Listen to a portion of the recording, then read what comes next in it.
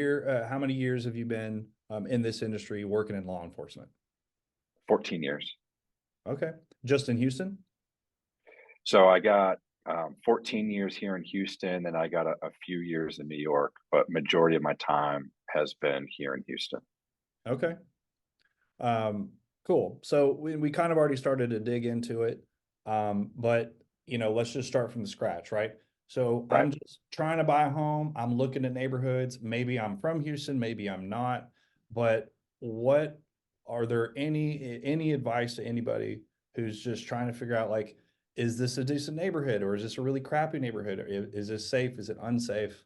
Um, Right. how would you go about it, or how would you maybe advise somebody to make those determinations? Well, I mean, obviously it starts with a good real estate agent, a good real estate agent that knows their market, knows the neighborhood very well. So when your search starts getting narrowed down and you're thinking, hey, do I want to invest in this neighborhood? One thing that we recommend people is because usually when we get called, it's after the fact, after the purchase, and it's the infamous, I didn't know about this. I didn't know this neighborhood was like this. So what we tell them is, like, if you're interested in a neighborhood, drive the neighborhood. Hmm. Go there in the morning. Go there on a random day during the week, in the morning, change it up morning, middle of the day, at night. More importantly, go at nighttime. Okay. Go on a Friday night, go on a weekend. If it's near, say, like a Super Bowl, like a big event, just kind of get an idea of what it's going to be like, and then therefore you're going to get a good understanding of what it's like during the week, what it's kind of like during the weekend, what it's like during like a holiday weekend or a big event in Houston, or there's something big nationally going on. Okay. Especially if you're around bars and clubs, let's be honest, they're an attraction, it's walking distance, but we all know what comes with bars and clubs and restaurants and shops: a lot of traffic, a lot of noise, and you have to ask yourself, is that something that you can deal with? Okay. So then let's say somebody did that, right? They go, and it's interesting to hear you say that because we give the exact same advice. So I kind of wasn't even expecting you, like, almost verbatim what you just said. Yeah. And that's probably the safest. It's a real answer. It's an honest answer, but it's also the safest answer I could give. Like, that's the extent of the advice. Is like, I hear what you're saying, but reminder, what I consider safe, what you consider safe are not the same thing. But here's what you can do to expose yourself to this neighborhood and see how you feel. Right. Um, Because you make, like, the thing is if you're younger, older, depending on where you are in your life, like being around a club, bar, restaurants, and all that, with the ease of it, walking distance, yeah, that may be good. But sometimes you might get, like, it's old, mhm. because you got to understand what also comes with that. And it's like, if you're about to invest several hundreds of $1,000s in your future, why not do your research? You've done your research to find a good real estate agent. You've done your research, on finding a good mortgage company and getting good interest rates. Why not do the same, research into the neighborhood? Right. So then let's say I do that. I take your advice, right? I go Hmm. Friday night after 6 p.m.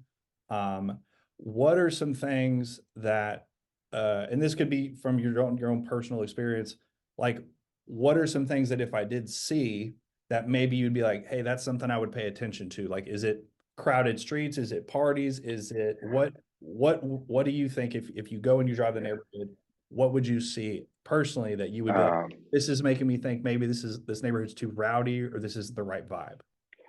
well, I would, like, it goes back. What I'd say is go at 6, right? Because dinner time. But I would say, when doing your research, go later, go around 10, 12, 11.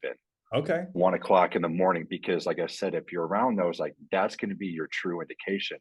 But yeah, I'm more into vehicle traffic, pedestrian traffic. Is just a lot of traffic in general, a lot of motion, because what comes with that? Noise, Okay. right? Because noise levels and all that, you may not care about during the day, 5 o'clock, 6 o'clock, 8 o'clock. You're like, okay, it's reasonable. But you're going to start getting angry if it's 10, 11, 12, 1, 2, 3, 4, 5 o'clock in the morning when you're trying to sleep. So that's what I would pay attention to is, can you deal with the noise level, the pedestrian traffic, the vehicular traffic, all the congestion that is in that neighborhood that attracted you there? Are you willing to deal with and understand that it comes with a lot of traffic in general and a lot of noise? Okay. Well, maybe I'm grasping at straws here, but is there any kind of a connection that you've noticed between like congestion, noise levels, a lot of activity, especially in later hours? Like I never even would have thought to tell people to go after like 11. But if you're going through these neighborhoods at random times, in a month, and there's not necessarily any particular event, but if there's a lot of congestion, a lot of noise in the later hours, is there a line that you can draw between that and a higher crime rate or specific kind of crimes, or is that any kind of Uh, that maybe this I is mean, not? the thing is, that honestly, you're not grasping for straws. I think it's because crime, it's not, it's not concrete. It's not absolute. Like sometimes it just happens. You know what I mean? It's just the right opportunity, the right crowd, and things just happen to get out of control. But I mean, with the vehicular traffic, for instance, I'm always going to use Washington as an example, just because of how the issues that we've had there, Okay. and what we've heard from residents. And it's like, with the vehicular traffic, you gotta, it's going to be the speeding of the cars, the revving of the engines, the burnouts, the yelling and clapping. Those are the kind of things that I would say would be a concern. With those, it could lead to fighting, it could lead to car crashes, DWI, like other things. As far as houses getting broken into, like those kind of things, I wouldn't say I I wouldn't be concerned with those as much as you're going to hear car crashes, you're going to hear yelling, you're going to hear speeding of the cars, and all those kind of noises. That's going to keep you up at night. Okay, so then it's more or less you're just closer to the chaos, so to speak. Correct. Yeah, I Oh, wouldn't say being there, you're opening the door to like crime against you personally. okay. The crime in those congested areas that I'm referring to is because, like I said, I look at a lot of the reports that we get, or the complaints from citizens that we get, and it's not so much damage to their property. It's the loud noise, it's the revving of the cars, it's the yelling, the screaming. It's really generated with noise is what concerns them, that's keeping them up at night. Got it. Okay. That's a really interesting distinction between being close to the crime, not necessarily making you likelier to experience the crime yourself or get perpetrated on Right. you, but just that's very interesting. Okay. Um, Again, it's not to say that you something couldn't happen to you, but I would say the big bulk of it is being you're just closer to the chaos. yeah. Okay. It kind of reminds me like, I've lived in Houston my whole life. I don't know about you, but um it because of the zoning laws here, like Yeah. I went to Bel Air, and I lived in Bel Air for a little while. And at Chimney Rock and Aspen, and for people familiar with that area, that's a really good example of a bunch of lower income neighborhoods and higher income areas all ending up at the same high school, all ending Right. up at the same grocery store. You go 2 blocks up and make a left, and suddenly you're like, whoa, like you feel like you're in a just a different part of town. Right. Um, and so it's interesting living in Houston and knowing that, like, even, like Heights, Rice Military, living inside the loop has always been sort of associated with like being safer. But if you leave a laptop in the back of your car in River Oaks, it's gonna get stolen. Like it's, Oh, and I mean, yeah, it's the crime of opportunity. right. That's really what it is. If it's a crime if you leave something, yeah, there's a high chance that they're going to take it. And to add real quick before I forget, with the previous one is the other thing with the chaos areas. The other complaint that we'll get is the trash. Okay. So I meant to say that as well. Is it's not necessarily that, like I said, the crime. it's everything that comes with the chaos, like we talked about. It's they wake up, they got beer cans, they got trash in their yard or something like that, or people like they peed in their bushes or something. So it's like it's not always about, I guess it's finding a way to, articulate to people that it's not always necessarily the crime Hmm. that are the concerns that we get from people. It's everything that comes with it. I mean, literally everything from the crime to the trash to the smallest things that come with living in a big city, in a congested area, in an area that is people want to be in. Yeah. Well, you're highlighting the experience of Yeah. living in these locations. Because people forget that. They forget like it's a big city. Like I grew up in a small town. So things that were a concern there are definitely not a concern here. We didn't worry about cars getting broken into, leaving your laptop, this and all that. We didn't have to worry about the things that I got to worry about here. That makes sense. Okay.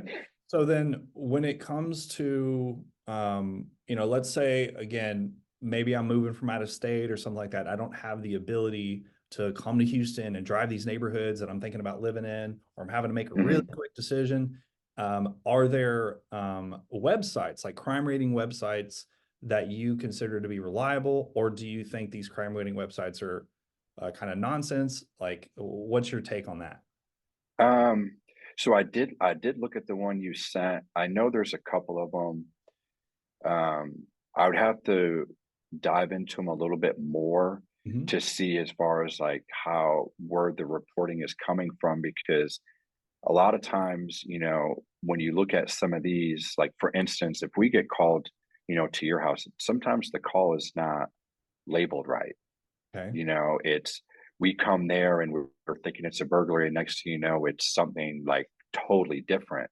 So a lot of times, it all kind of depends on where that those websites are getting their information from and how accurate it is. Because I said we can get there for being called there for one thing, and it being totally something different. And then when we change it, does that mean the website changes it? Hmm. You know what I mean? So like I said, it could go from where it's a violent crime to no, this is actually a property crime. It's there's nothing there. So, but again, it's always good to, hey, check that site. And then there are other ones that I could send you. Like the city of Houston, for instance, has a website that you can go to where it lists all of the active fire department calls and the police department calls like right now.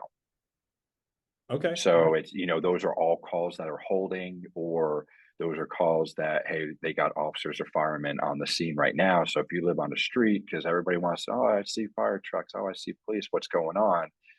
You could actually go to that website and you can see, oh, it's this, it's an EMS call, or oh, it's a fire, oh, it's an assault, it's, something like that. And it kind of just educates you. And these are like live calls, like as they're interesting. Yeah. Okay. So actually, I looked before we got on, I looked at it. So I could send you the link, Yes, please do. because, huh? I said, yeah, that would be great. Yeah, so I can send you that link. Let me see. Am I able to do that on Zoom or no? You can, yeah, I think there's a little, you should be able to message box, but you can also email it to me, text me, doesn't matter. After? Hmm. Okay. Yeah, I'll do that because, like I said, I wanted to dive in a little bit more to the one that you put in the email just to kind of see, where's that data coming from. Well, the one thing I Um, noticed, and you kind of you already said it out loud, but so when I would look at these sites and when I dove a little bit deeper, the one thing that I that they do for sure that I definitely think misleads it makes the data a little confusing to interpret and like what am I actually looking at here is they some of them do group together the violent crimes and the property crimes when they're creating this rating. So there's not like a separate, they're not mhm. distinguishing, like they're just putting it all together and then Right. in which of course you're oversimplifying these things. And then to your point, which I didn't even know, you get a call for something that's it's some sort of domestic issue, but then you get there and it's like that's not what it is at all. No, Um, I mean, not, I mean, honestly, I can't tell you because it's like you have to remember, like when that is, you're the caller calling in to the call taker. mhm. They're taking the information, then it gets relayed to the dispatcher, then it gets relayed to us. Yeah.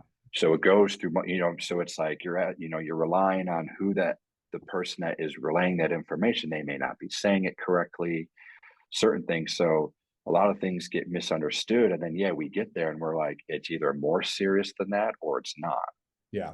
Well, And then like, I doubt these rating websites are going right. through Yeah. with a fine tooth comb. But at the same time, to go off of those websites, the other thing I would say is, I don't know if a lot of people know, is that so each police station over a certain neighborhood, like, so for instance, if you're in downtown Houston, like the Washington corridor inside the loop, that's going to be considered like over Central's area. They hold pit meetings once a month. I don't know if you're aware of that. So And there it's what's a pit meeting? so it's where, so the command staff of the police agency over that jurisdiction, they meet with the community. You Anybody could walk in. The members of the community can come in, the command staff over there, and then other officers are there. And that's a point to where the citizens can address concerns to us. Hey, we're finding, this going on in our neighborhood. What are you doing about it? What can be done about it? And that's where open dialogue comes into play between, the police department and the citizens, where they can address their concerns to us, and then we respond to them, and we can give them information, we give them statistics, we give them pamphlets of like, hey, what we're doing or what you can do in the event if this happens. So it's a lot of information gathering, but it's information sharing, to Are where the people get a good feel for what is going on in their neighborhood. and these are monthly, you said? Yep. Really? So I can so I can get you that information as well. Yeah, Yeah, that's they're monthly. They hold them. Like, for instance, I know this, like Central, like the station that I came from before I transferred to 1200 Travis.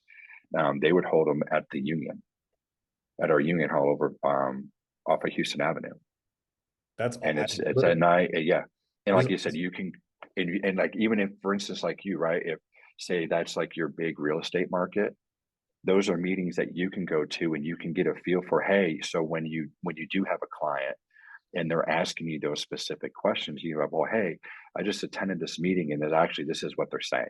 yeah.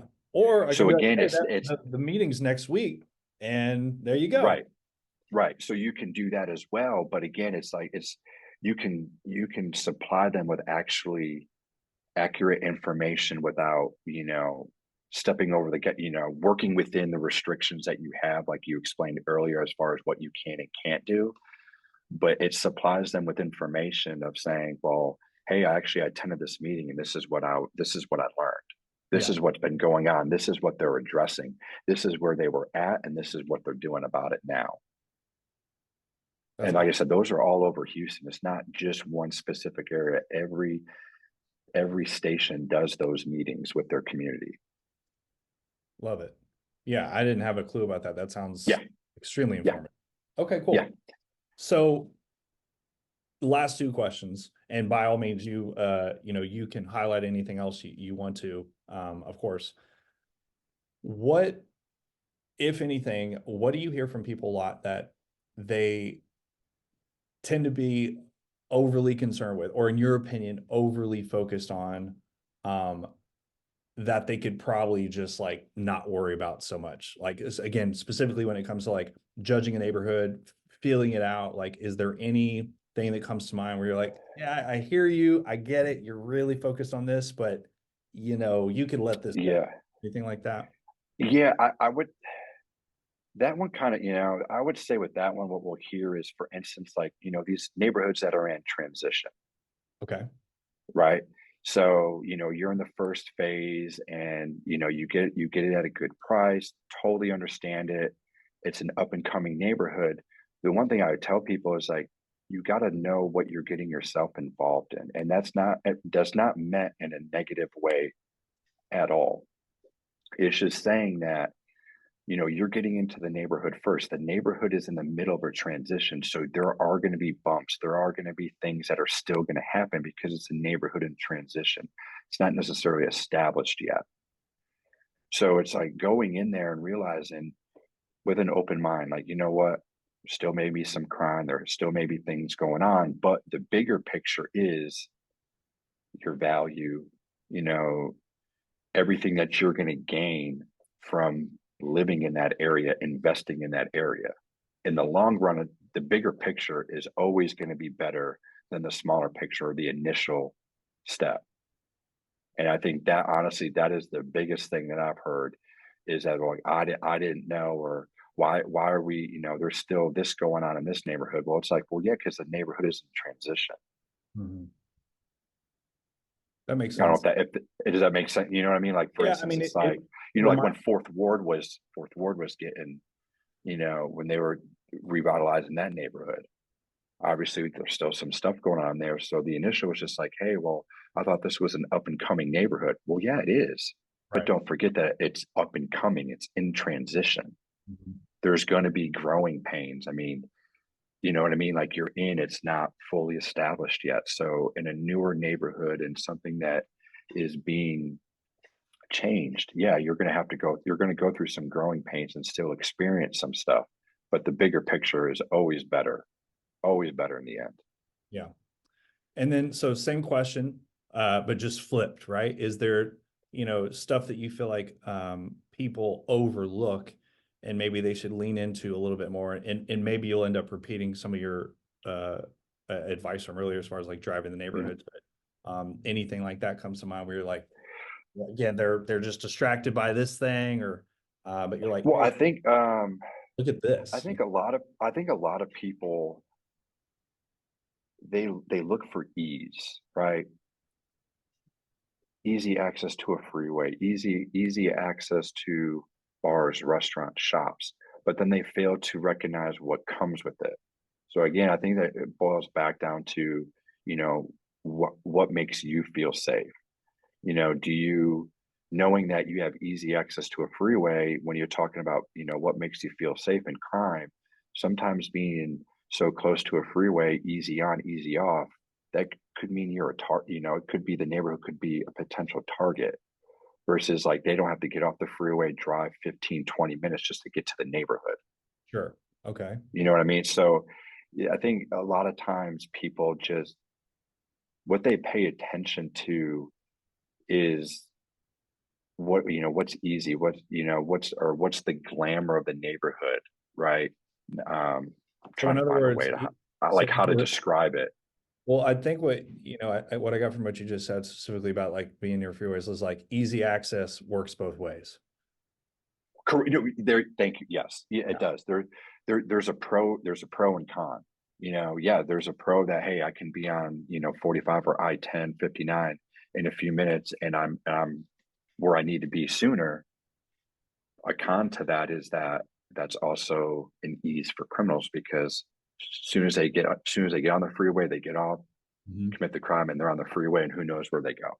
Right. Versus having to drive through the neighborhood, there's a bigger chance of being caught. But it's like when you do live in like neighborhoods off the freeway, there's more chance you're going to see more patrol units. You're going to see you're going to be closer to hospitals and fire stations and police stations where the overall sense of the neighborhood is going to feel safe just because of the ease access to those versus ease access to, hey, I want to be able to get to Midtown in 5 minutes. Sure. Does that make sense? Yeah, absolutely. Like you want to be able to get to Midtown in 5 minutes, but maybe also so do the criminals. So Well, yeah, and that's what, yeah, it's like you kind of like I always say is like weigh pros and cons. There's pros and cons to living inside the loop. There's pros and cons to living out in the suburbs. Mhm. Right? So for instance, like in real estate world, so suburbs, what? You're going to get more real estate for your buck. We all know that. Right, in figurative speaking. Whereas you're closer to the city, you're not going to get as much, right, for the big bang for your buck. But you're going to be close to the city. You're going to be close to all the events and downtown at the arenas and NRG and all that because it's easily accessible because you're here. But what does that come with? Mhm. More traffic, congestion, chaos, potentially crime. Right. When you're out in the suburbs, not as much because why? It's more of a neighborhood feel. Mhm. And then the other thing of pay attention, like I said, like go back to like driving the neighborhoods, look at like, ask yourself too, is like, hey, is the neighborhood in transition? Is it established? Are there certain eyesores? Is there the eyesores is like, could that be a potential invitation to people to the neighborhood? you know and then also it's like, hey, does the neighborhood is there like a group meet chat with the neighborhood? Is there things where people communicate, hey, I noticed this? Because in our world, what I would always say is, the more you confront somebody like, hey, what are you doing? Hey, can I help you with something? Mhm. They're eventually going to move along. Okay. In You other know what I words, mean? if people are paying attention, the Right. people who are trying to get away with things, it's going to be harder for them to get away for that shit. So they're going to go somewhere else. That Right. it's just Like, easier to so for get away instance, right. So for instance, like when I lived in an apartment, like I'd always tell people, it's like, man, don't prop the doors open, don't do this. Or if like we all eventually in your neighborhood, you're going to kind of vaguely know who lives there, who doesn't, right? So it's like, what's hurting is like, hey, can I help you? Or are you lost? Like, who are you here to visit? Yeah. And then they'll, and then they're like, hey, oh yeah, I'm here to see somebody in, apartment 3000. And you're like, those apartments don't go to that number. So Right. then, you know what I mean? Yeah. But again, what that does is, in their mind, they're like, man, every time I come here, somebody is stopping. Somebody's asking me a question. Hey, are you lost? Hey, can I help you with something? Can I, you look lost, and then they'll just eventually stop coming. So like with these neighborhoods, yeah, it's kind of like the same thing. Like, man, I was just in this neighborhood and they called the police and I got stopped. Hey, I was in this neighborhood and a neighbor come, hey, can I help you? Hmm. I've never seen you before. Yeah. Like a sense of I'm not saying put yourself in harm's way, but it's like sometimes those little questions are a huge, huge deterrent. Mhm. Are there street lights? Yeah. Are there motion lights? All those kind of things. Because why? What do lights do? Lights aren't working, it conceals people, Sure. right? If it's well lit and all that, it deters. Like little things. I say pay attention to the little things, not necessarily the big stuff, the big stuff. Yeah. No, that makes sense. Well, yeah, I mean, that's perfect. Honestly, you kind of blew my mind a little bit. Like I wasn't even sure, uh, the direction the conversation was going to go, but that's why I'm doing this. Right. Right. Oh yeah, no. I mean, honestly, this is the stuff. Honestly, I love. And it like, because I'm all about like supplying people with information. When you rob people of information, and which doesn't allow them to make a decision for themselves, I think it's just a total disservice. Yeah. But at the same time, you do have to go into these things with an open mind and understanding that of where you live, and that things, no matter how many safeguards we have in general, things are still going to happen. But it's, Yeah. what do you do when those things happen? And how do you react to those?